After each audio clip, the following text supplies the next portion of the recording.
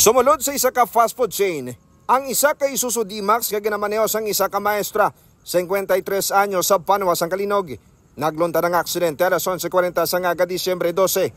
Sa interview sang K5 News sa Family Wilo, kay Police Major Max Deron, ang hepe sa Kalinog Municipal Forest Station, nga halin sa Panuas ang lampunawang sakay isang tatlo tanan ka baga maestra, lakip ng driver para magpanyaga kontani. Base sa ilang investigasyon, sanggin pampanaog sa driver ang duwa ka baga maestra.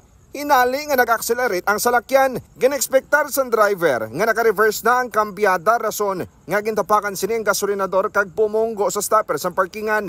Pahayag pa sang matapak tani sa preno ang driver, natabakan ni sini ang gasolinador, rason nga sumulod sa kanan-an. Maneuver tayo sa park, kaso lang naka-engage sa drive ang iyang kuha ng kambyo daw.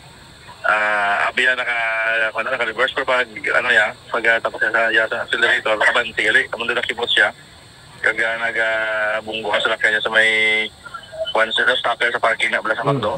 Kag mga ka-K5 nagapasalamat naman ang kapulisan kag mga pumuluyo sa lugar nga wala sa may napilasan matapos ang aksidente. Balita nagikan sa Banwas, ang Kalinog. Ako naman si ka-K5 Aaron Refollo para sa Kampiyon na Balita, Serbisyo Publiko kag Kalingawan sa Iloilo, K5 News FM.